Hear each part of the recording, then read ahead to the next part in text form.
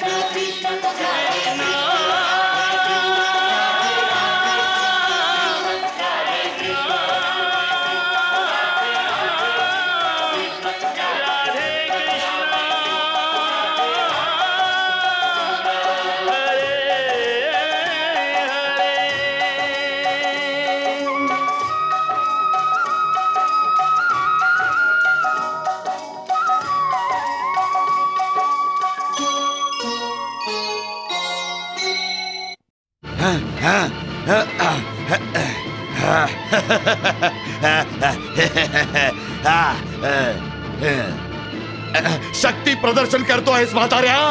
हे घे. घेऊन जा याला माझ्या नजरेसमोरून. नाही कंसा, नाही कंसा, नाही, नाही कंसा, कंसा नाही.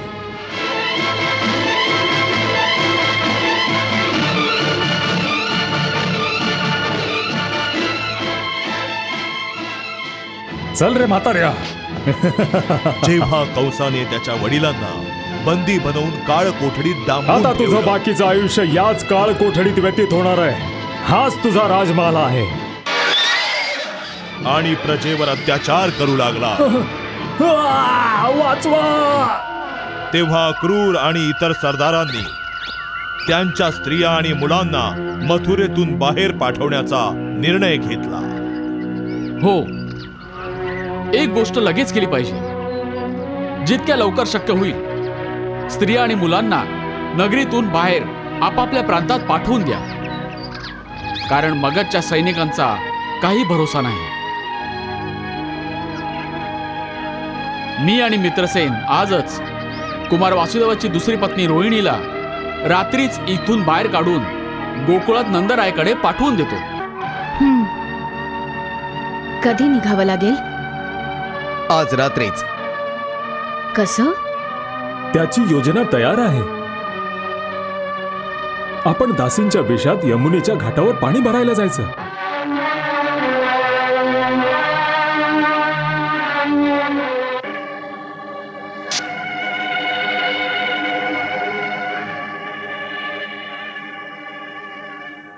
चलिए.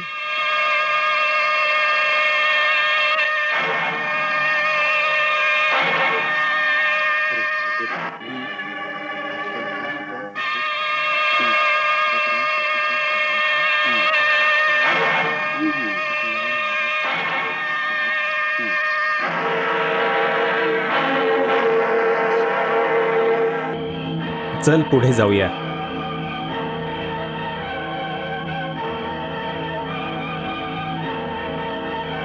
अरे ते पहा कोण येत आहे. थांबा, कुठे चाललात? इतक्या रात्री कुठे जात आहात? पाणी भरायला.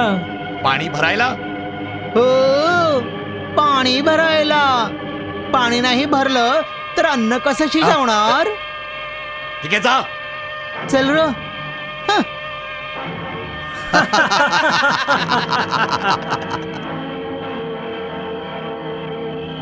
अरे भाऊ, त्या 3 बायका कुठे गेल्या? पाणी भरायला. पाणी भरायला? इतक्या रात्री पाणी भरायला? हा, नक्कीच काहीतरी गडबड आहे. ऐक, चल माझ्या बरोबर.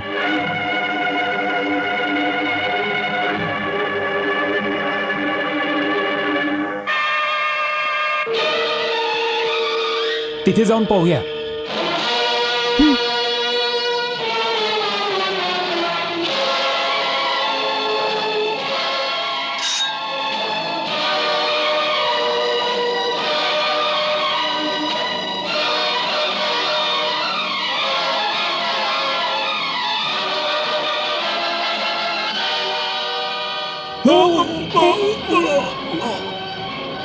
लवकर चला.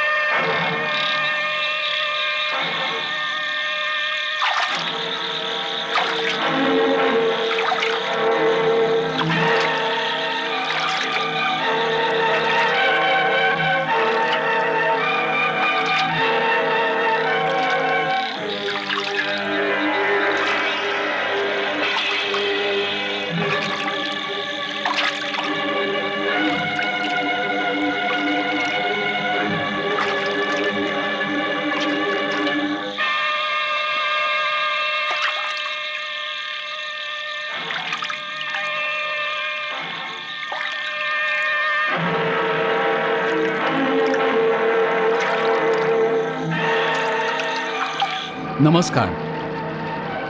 यावं.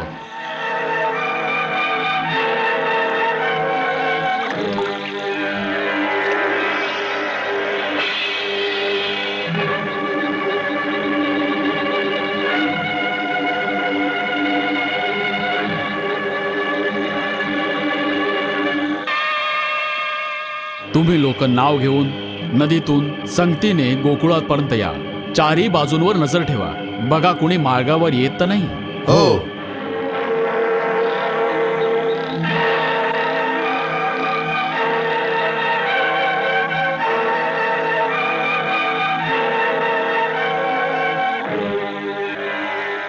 राणीची आज्ञा असेल तर चालूया. चलावं.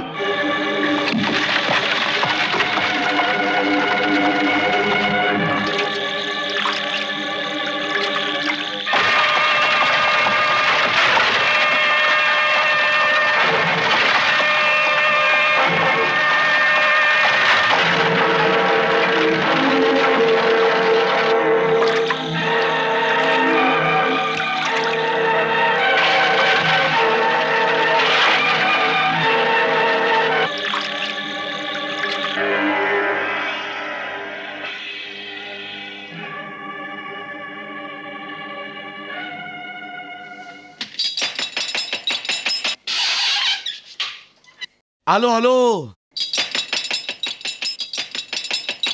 आलो बाबा.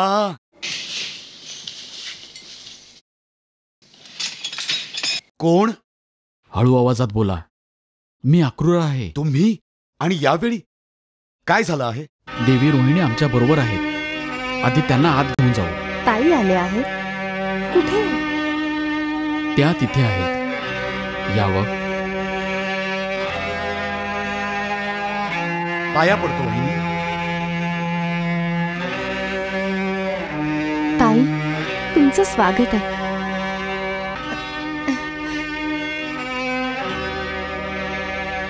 आज जाऊन बोलूया का? या या ना, या ना ताई. ऐका,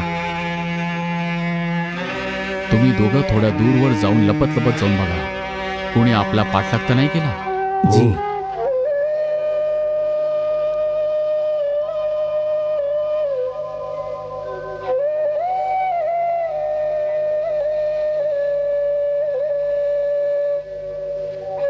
ये ताई, आत ये. चल ना ताई, ये.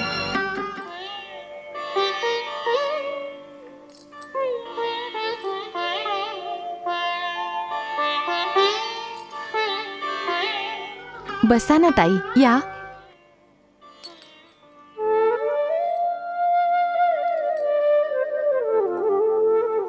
या अक्रूरजी.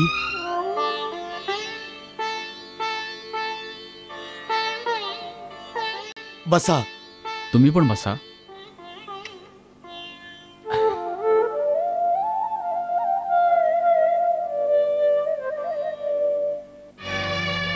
काय झालं आहे अक्रूरजी?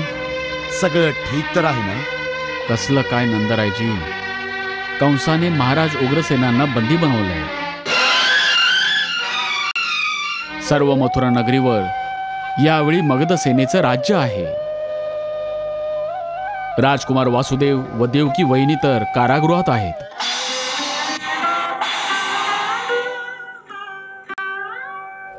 अशा वातावरणात यांचं नगरात राहणं उचित नसून त्यांना मी सुरक्षिततेसाठी तुमच्याकडे घेऊन आलोय.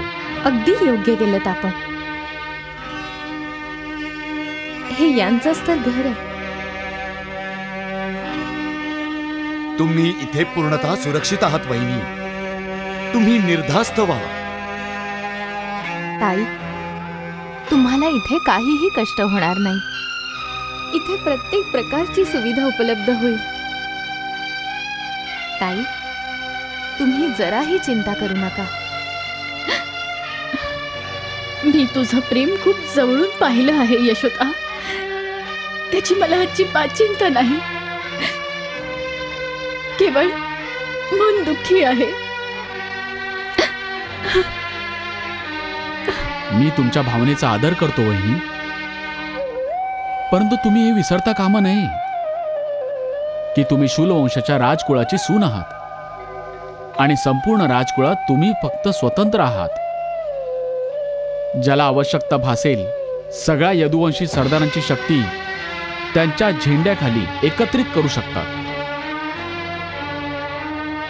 यावेळी आपला वैयक्तिक सुखदुःखापेक्षा तुम्हाला तुमच्या राजनैतिक धर्माचं पालन केलं पाहिजे. तुमचं स्वतंत्र आणि सुरक्षित असणं आमच्या सगळ्यांसाठी आवश्यक आहे वहिनी. मी हे सर्व तुम्हाला सांगण्याची आवश्यकता नाही. तुमचे पिताश्री तर स्वतः महान पूर्ववंशाचे राजे आहेत. तुम्ही तर राजधर्म जाणतातच की संकट समयी राजकुळातील प्रत्येक सदस्याला स्वतःच्या वैयक्तिक भावनांना दूर सारून तेच केलं पाहिजे ज्यात राज्याचं हित असेल, ज्यामुळे राजकुळाचं भविष्य सुरक्षित राहू शकेल. हाच राजधर्म आहे.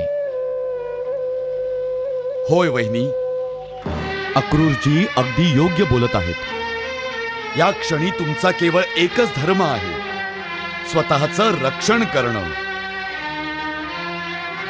नंदरायजी, वहिनींच्या सुरक्षेचे भार आता आपल्यावर आहे.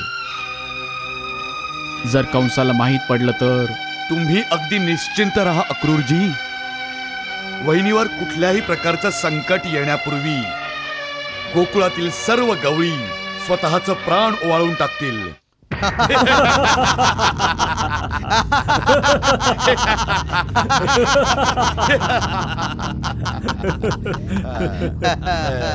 पाहिलं पाहिलं, कुणी हू की चू नाही केलं.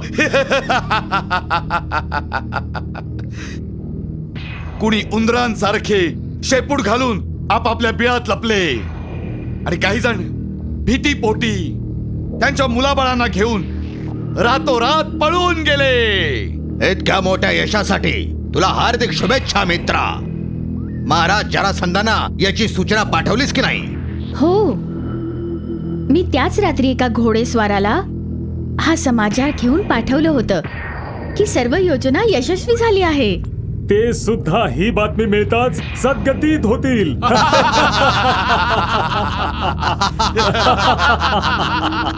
आता तू तुझ्या राज्याभिषेकासाठी त्यांना इकडे येण्याचं निमंत्रण पाठव. राज्याभिषेक? का? राज्याभिषेक तर तुला आता करायलाच हवा.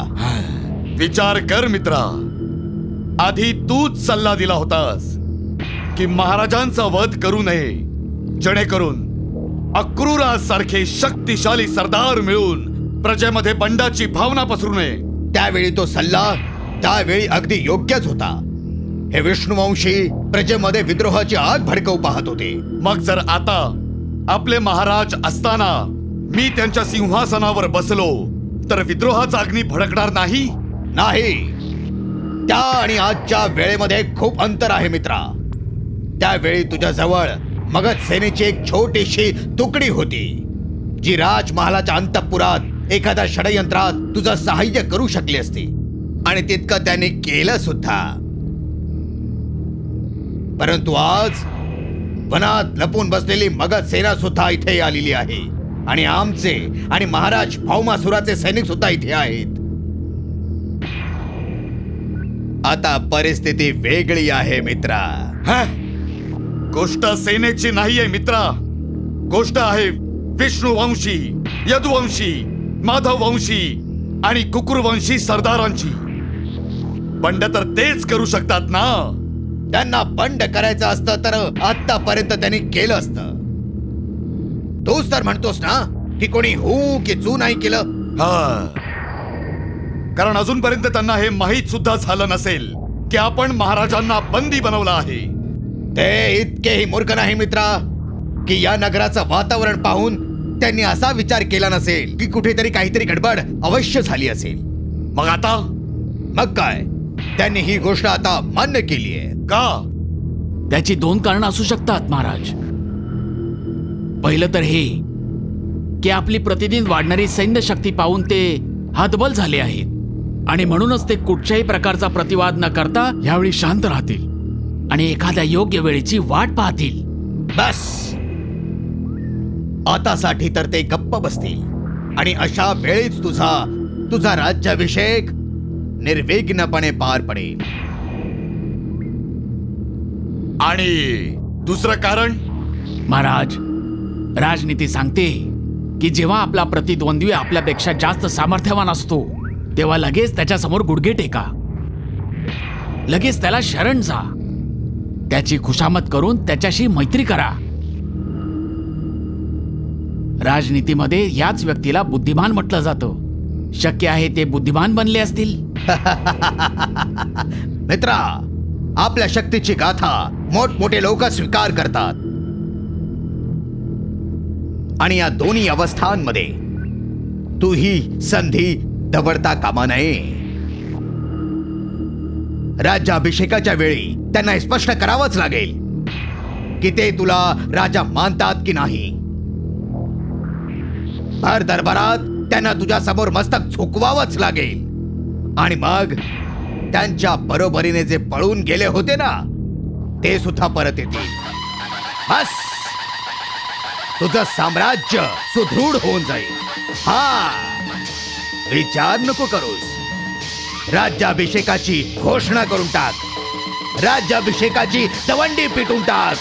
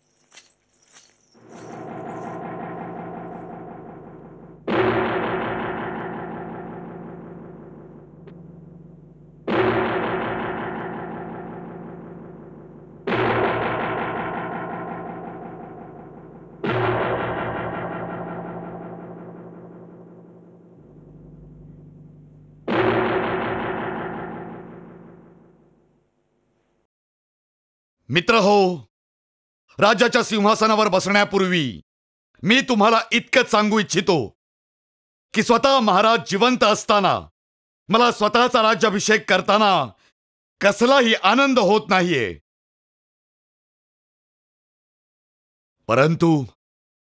परंतु माझा नाईलाज आहे.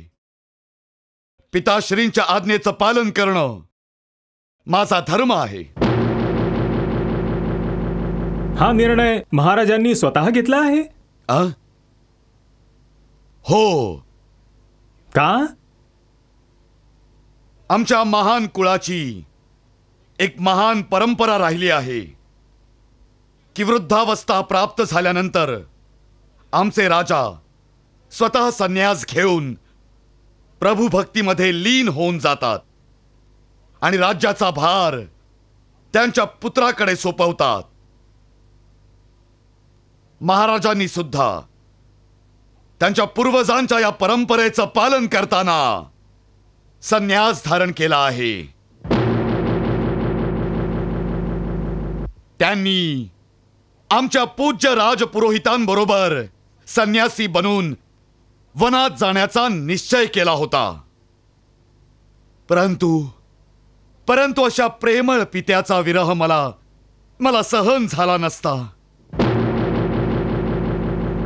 म्हणूनच आम्ही सर्वांनी मिळून खूप दिवस त्यांची मनधरणी केली. तेव्हा कुठे त्यांनी इतकंच स्वीकारलं आहे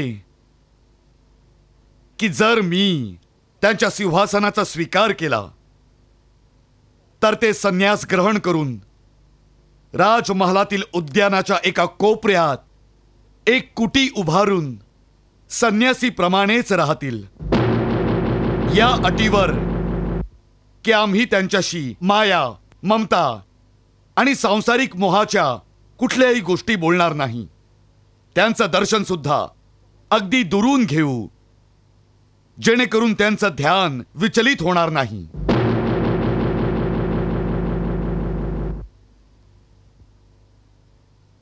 आम्हाला त्यांचं दर्शन होईल का?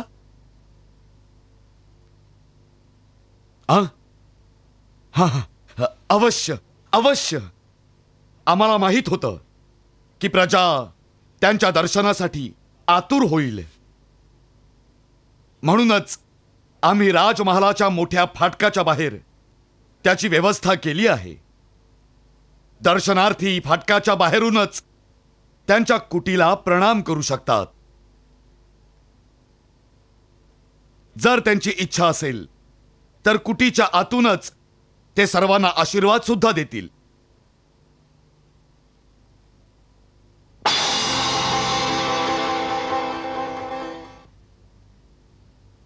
आता मी त्यांच्या आज्ञेचं पालन करताना तुम्हा सगळ्यांकडे या सिंहासनावर बसण्याची परवानगी मागतो. तुम्ही सर्वांनी मला आशीर्वाद द्यावा. महाराज कंसांचा विजय असो. महाराज कंसांचा विजय असो. महाराज कंसांचा विजय असो. महाराज कंसांचा विजय असो. महाराज कंसांचा विजय असो. महाराज कंसांचा विजय असो. महाराज कंसांचा विजय असो. महाराज कंसांचा विजय असो.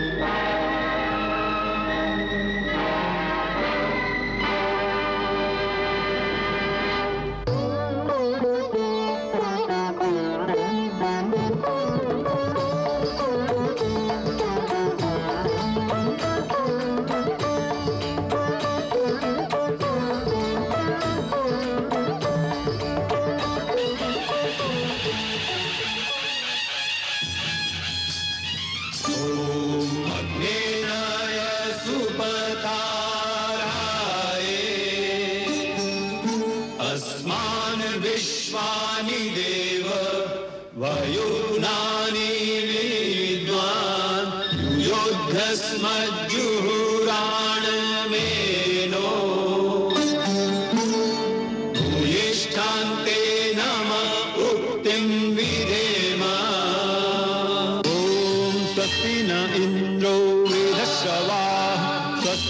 पूषा विश्ववेदा स्वस्ति नस्तारक्षो अरिष्टनेमि स्वस्ति नो बृहस्पतिर्दधातु ॐ द्यौः शान्तिरन्तरिक्षगुं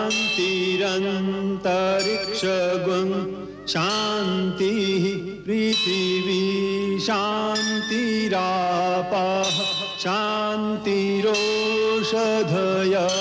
शान्तिः। महाराज कंसांचा विजय असो! महाराज कंसांचा विजय असो! महाराज कंसांचा विजय असो! महाराज कंसांचा विजय असो! महाराज कंसांचा विजय असो!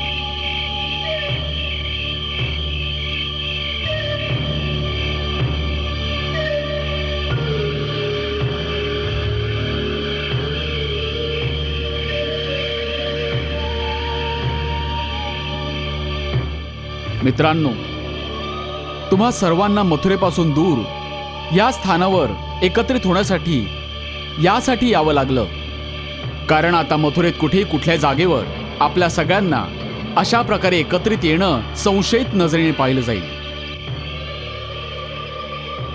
कंसाचे गुप्तचर नगराच्या गल्ली बोळात चहूदिशांनी फिरत आहेत. होय अक्रूरजी, राजा बनल्यानंतर त्याची नजर आपल्या सर्वांवर असेल की आपण सगळे आतल्या आत एखाद्या विद्रोहाची तयारी तर करत नाही आहोत. म्हणूनच आपल्या सर्वांना यावेळी कुठलीही अशी चूक करून चालणार नाही ज्यामुळे त्याला आपल्या कोणत्याही प्रकारे कोणताही संशय नाही येणार.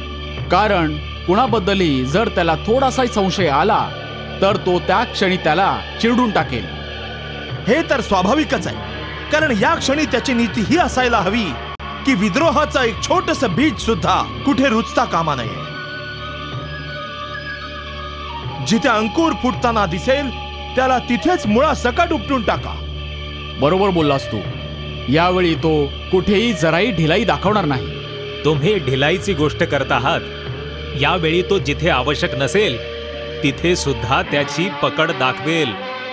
तुम्ही बघालच, तो रस्त्याने जाणाऱ्या निर्दोष माणसांना सुद्धा शिक्षा द्यायला सुरुवात करेल, जेणेकरून प्रजेच्या हृदयात त्याच्या शक्तीची भीती निर्माण व्हावी. अवश्य असंच होईल. मग त्याचा प्रतिकार? नाही, बिलकुल नाही. ही वेळ प्रतिकाराची नाहीये.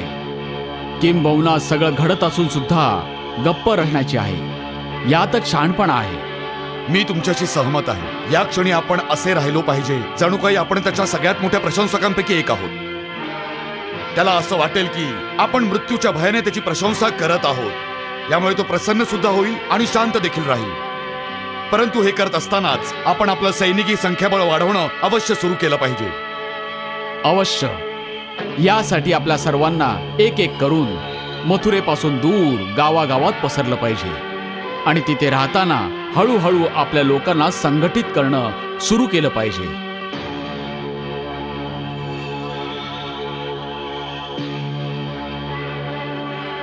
परंतु सर्वांनी एकत्र मथुरा सोडता कामा नये. अगदी योग्य बोललास. आपण काही काळ इथेच राहिलं पाहिजे, जेणेकरून त्याला आपल्याबद्दल विश्वास वाटायला लागेल.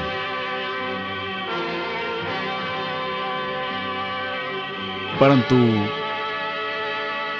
मला केवळ एका गोष्टीची चिंता आहे. कोणत्या गोष्टीची चिंता अक्रूरजी? मला चिंता वाटत आहे राजकुमार वासुदेव आणि देवकी वहिनींची. जर आपण सर्वजण मथुरेच्या बाहेर निघून गेलो तर त्यांच्या सुरक्षेची काळजी कोण घेणार? ही विचार करण्यासारखी गोष्ट आहे. आता तर कंस स्वतः राजा बनलाय.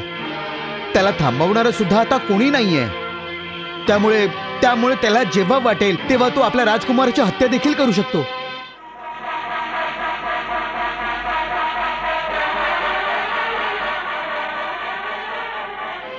यावर एक उपाय असू शकतो. काय? जेव्हा आपण सगळे मथुरा सोडून जाऊ तेव्हा जाता जाता वासुदेवांना कारागृहातून पळवून आपल्या सोबत घेऊन गेलो तर. वा, यासाठी तर एक सुंदर योजना सुद्धा माझ्या डोक्यात तयार होते. काय? कारागृहाची एक भिंत यमुनाजींच्या पाण्यात बुडली आहे. अमावस्येच्या रात्रीच्या अंधारात त्या नदीतून जाऊन आपण त्या भिंतीला भगदाड पाडू, ज्यातून देवकी आणि वसुदेवजींना बाहेर काढून नदी मार्गाने बाहेर घेऊन जायचं. वा वा वा, वाह, का योजना बनवली आहे. वा अक्रूरजी. योजना तर खूपच सुंदर आहे, परंतु परंतु परंतु काय? परंतु राजकुमार वसुदेवजी आपलं बोलणं ऐकतील तर ना? का नाही म्हणणार? कोण बंदीगृहातून मुक्त होऊ इच्छित नसेल? प्रयत्न करून बघा. नक्कीच. उद्याच मित्रसेनाला त्यांच्याकडे हा संदेश घेऊन पाठवावाच लागेल आपल्याला. हो हो, मित्रसेनाला त्यांच्याकडे पाठवलं जावं.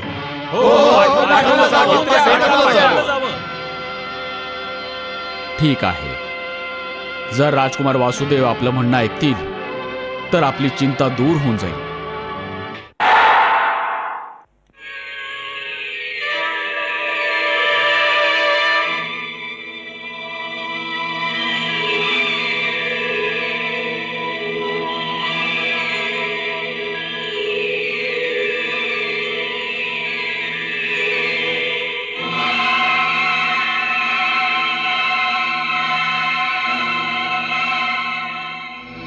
स्वामी. कुमारांचं जेवण आणलं आहेस? होय स्वामी. ठीक आहे, उघडा दरवाजा.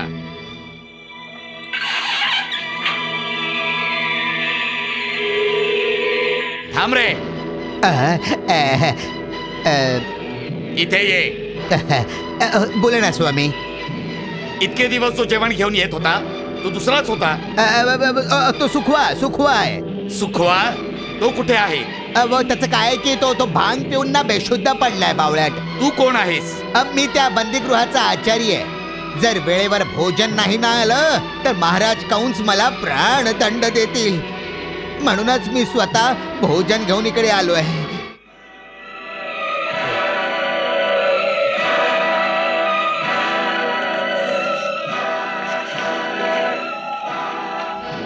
ठीक आहे, जा. उघडा रे, कैद्यांचं भोजन आणलं आहे.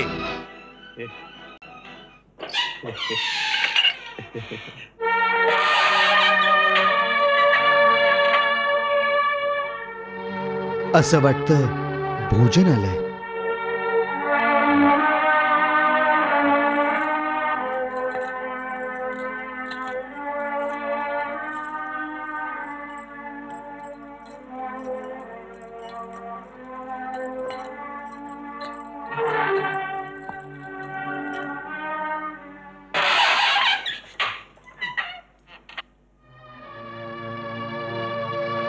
नमस्कार कुमार.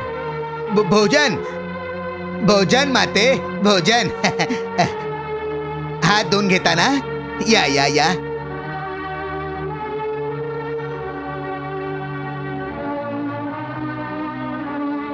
मित्रसेन, तू? माते, हात धुवून घ्या तुम्ही, या.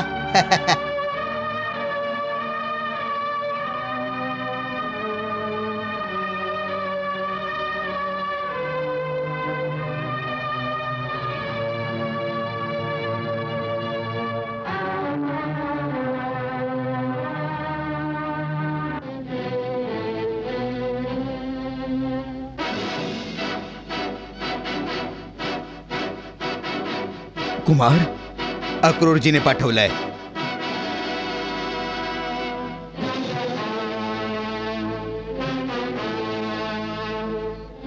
घ्या माते, भाकरी घ्या.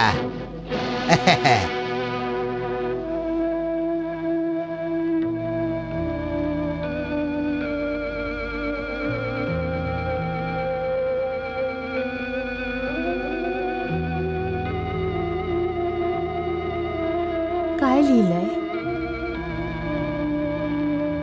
महाराज उग्रसेनांना बंदी बनवून कंस स्वतः राजा बनलेला आहे.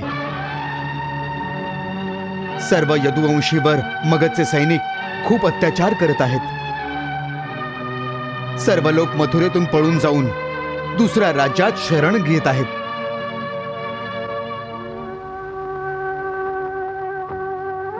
तुमचे पिताश्री महाराज शूरसेन आणि मोठे भाऊ देवभाग्य सुद्धा त्यांच्या महालामध्ये नजरकैदेत आहेत.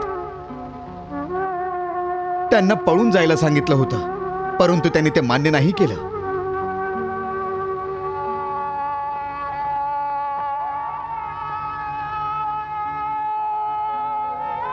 जे यादव मथुरेत आहेत त्यांच्या स्त्रियांना आणि मुलांना आम्ही रात्रीच नदी मार्गाने काढून त्यांना सुरक्षित ठिकाणी पोहोचवलंय. कंसाचं पारडं या समय इतकं जड आहे की सर्व लोक त्याचं अधिपत्य स्वीकारण्यासाठी हतबल ठरले आहेत.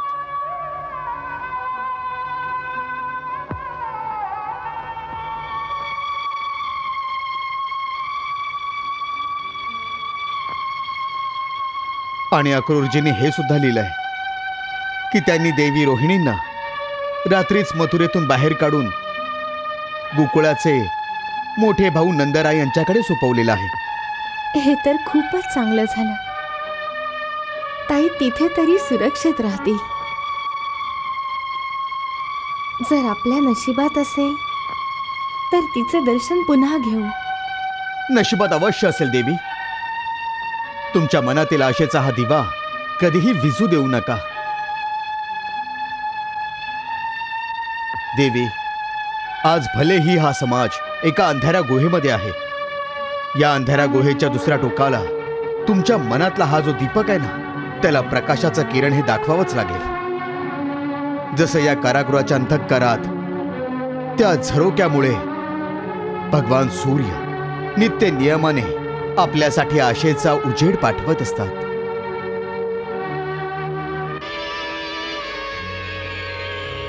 कुमार, अक्रूरजीने सांगितलं आहे, जर आजही तुम्ही तुमच्या भावी अपत्याला या आतताई माणसाच्या हातून वाचवून पळू इच्छितात तर आमच्या यदुवंशी वीरांचा एक गट अमावास्येच्या रात्री नदी पार करून या कारागृहाच्या नदी किनाऱ्यावरील भिंत तोडून टाकेल.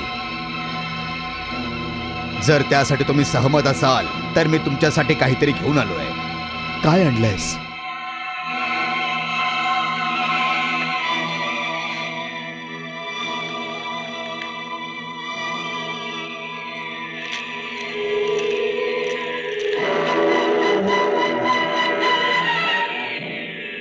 हे तुमच्याकरता आणलंय.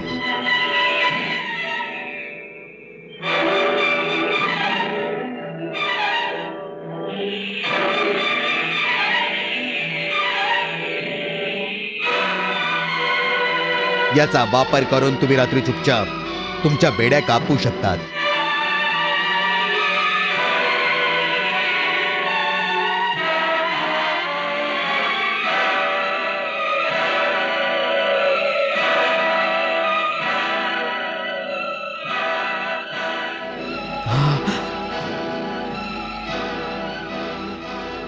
मित्रसेन, अक्रूरजींना माझे धन्यवाद द्या आणि सांगा की जोपर्यंत देवकीचं 8वं अपत्य होत नाही ना, तोपर्यंत मी वचनबद्ध आहे.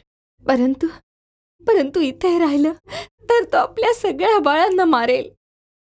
मला ते ठाऊक आहे, परंतु ते योग्य देखील आहे. कारण जर उद्धारकर्त्याला बोलवायचं असेल तर कंसाच्या पापाचा घडा सुद्धा भरायलाच हवा. आणि त्यासाठी तुला हे बलिदान द्यावंच लागेल, जेणेकरून पृथ्वीचं ओझं लवकरच हलकं होऊ शकेल. देवकी, याला एक तप समज, जे मानव कल्याणासाठी तुला करावंच लागेल. देवकी, दुःखाचा अंधकार एक दिवस अवश्य दूर होईल. रात्रीनंतर दिवस हाच निसर्गाचा अटळ नियम आहे. त्यामुळे सुखाचा प्रवास तर अवश्य येईल, परंतु त्या प्रकाशापर्यंत पोहोचण्यासाठी मनुष्याकडे 2 गुण असणं अति आवश्यक आहे: विश्वास आणि धैर्य, दृढ विश्वास हे बळ देतो आणि दुःख सहन करण्याची शक्ती देखील, आणि धैर्य संयम देतो, कारण प्रकाश तर त्याच वेळेला येणार आहे, परंतु येणार मात्र नक्की. धन्य आहेत तुमचे भक्त. किती अटळ विश्वास आहे. विश्वासच भक्तीचा पाया आहे राधे. ज्याचा विश्वास अटळ नसेल तो मला कसं प्राप्त करू शकेल.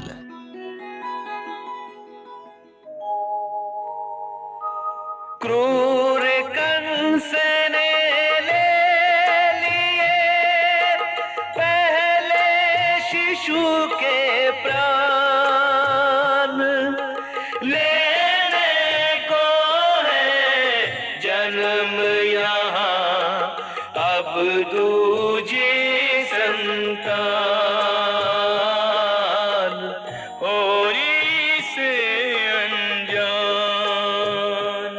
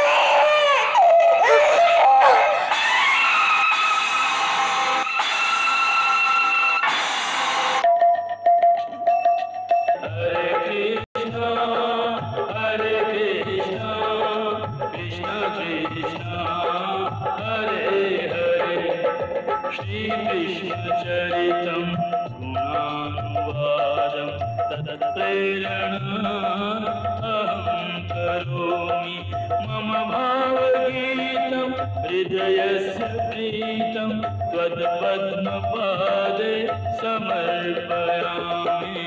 हरे राम राम राम हरे हरे, हरे कृष्ण कृष्ण कृष्ण हरे कृष्ण.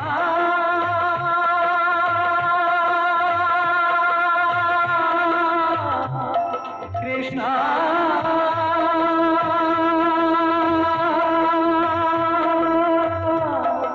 Hare Krishna